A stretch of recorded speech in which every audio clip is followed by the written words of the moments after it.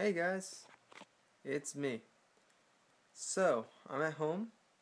I'm at home right now, sitting in my comfy computer chair, and I'm doing a vlog. So let's talk.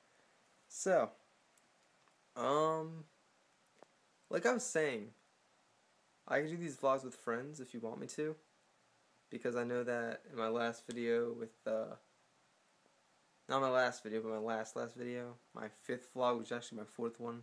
I'm too lazy to change the title. So I guess in retrospect, this is my 5th one. I'll name this one my 4th, even though it's not my 4th. I'll figure out how to change the titles. But anyway, so you won't get confused. So it'll probably be 5th, like sooner or later, or something like that. I can actually change it right now. I'll do that right now. But as I'm doing that, like so as I'm doing this, so I'm home for the weekend, and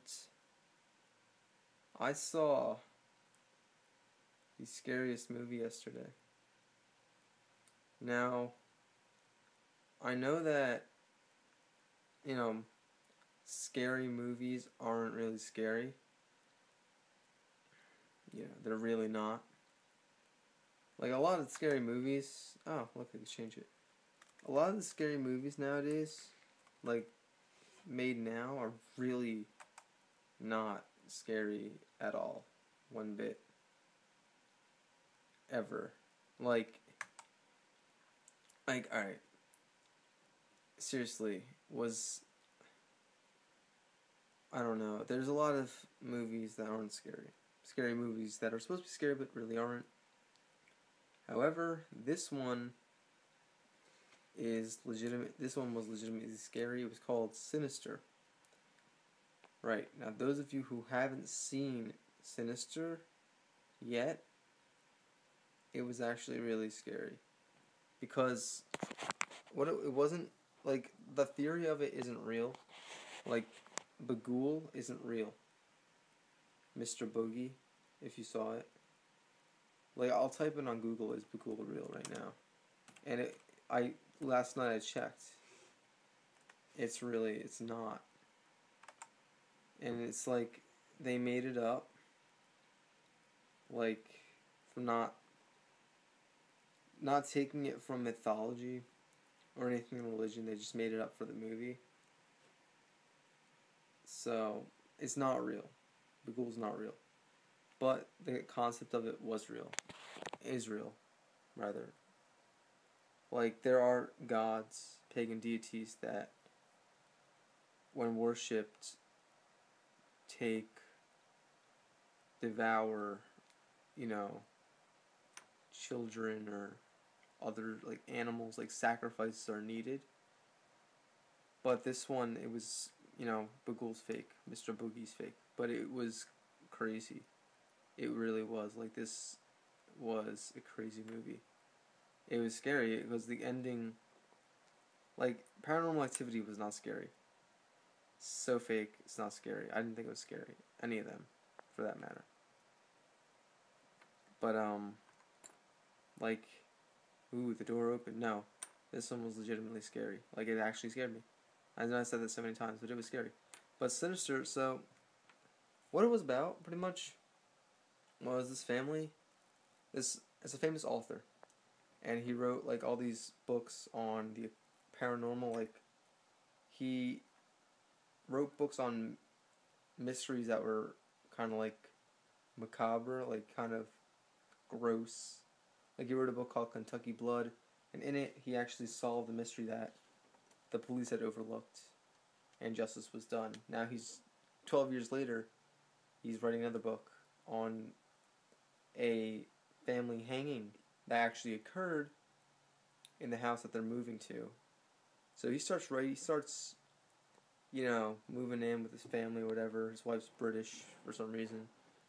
You don't really get into the characters that much, but it was a good movie. But then he goes to the attic and he finds a box, and the box is full of Super 8 films and a old school film reel, like, you know, projector onto the wall or whatever, so you can watch the films. It's like the film reel, you know, real old school, Super 8. And the first one he watches is Family Hanging Out, 1966. And what it was like someone was taking the film, someone was holding the camera, I guess like this because it's Super 8, and they were filming the family from like, you know, family was hanging out, doing stuff, and then it cut to the family with nooses tied around their necks, all hanging from a tree, like tied around a tree branch, and then it was rigged to another branch that when the other branch was cut, it would pull on the ropes and hoist all of them up, and they would all be hanging, and they would be hung. They would be hanged, and they would die. And that's what happened. Like somebody cut the branch, and it died, and they all got hanged. And then there was family barbecue, and that was when all the family was in a car in their garage. They were all bound and tied, and they were all lit on fire. And then there was oh my god, oh yeah, pool party. All the families were you know, hanging out by the pool. It first shows like the families like having a good time. Then it cuts, like completely just cuts to another scene where they're all, in this case pool party, they're all on pool chairs, and there are ropes around the pool chairs. They're all like tied and gagged, and they pull all the ropes in and they all drown. In this one he sees Mr. Boogie, which is really weird. I'll get to that later. And then there's like family lawn or some shit, and they all get run over by lawnmowers. Then there's something else where they're all the necks get sliced. Yeah, I know. And in all of them, the youngest sibling is missing. The youngest sibling is not killed. But anyway, he's the author guy is in his house, and he hears like weird stuff's going on. Yeah, his 12-year-old son is 14-year-old son's getting night terrors, and which, you know, it's too old to have night terrors, and he's like waking up in weird places. And the film reel is always going on, like even when he's not touching it, it's really weird. And then you see the spirits of the children that were missing, and like they're all going around the house, they're all ghosts and stuff. And then he finds a thing. Actually, I should say this: in each film, Mr. Boogie's in each film, but you have to find him. He finds where each Mr. Boogie is, and he prints them out and posts them. Like he takes his camera, digital camera, uploads into the computer, and films the Super 8 films. So he has the projector playing, and he films the projection, and he prints out the Mr. Boogie. Like he is able to edit it on his Mac, then prints out Mr. Boogie, and he posts it on his wall of evidence. And then he sees Mr. Boogie in every single one. Then he finds a box lid in the attic, and there's drawings on it, and it says like for pool party, it's like a 5-year-old drew it, like they're all underwater, and it shows like labels all of them. Then it shows Mr. Boogie. Then it has like the car.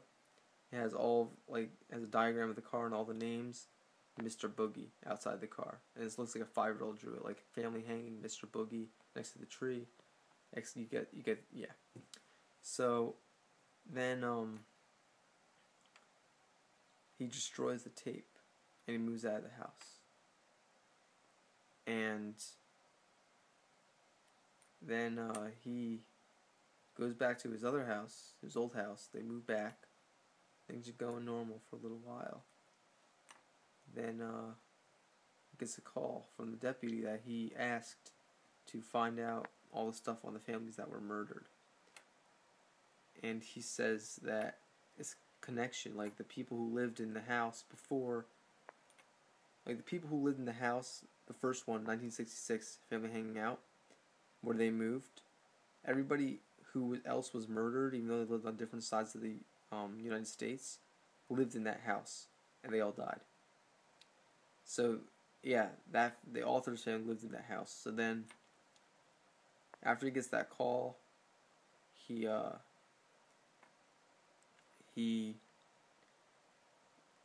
sees in the attic the film reel and the old school film player and all the film reels.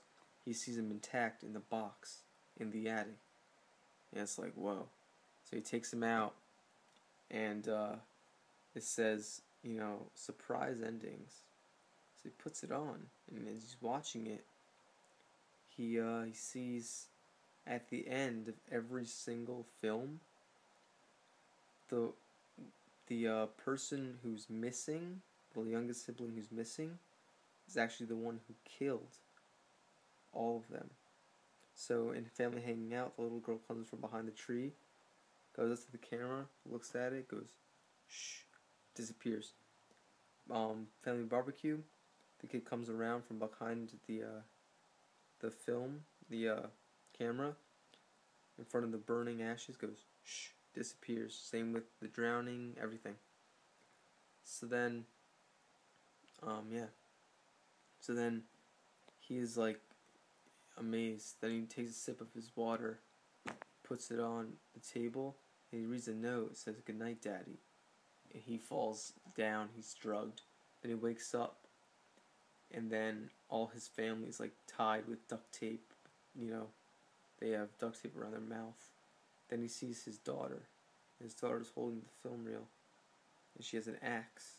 She puts it down in front of her dad's face. Then she slices all of them. They all die.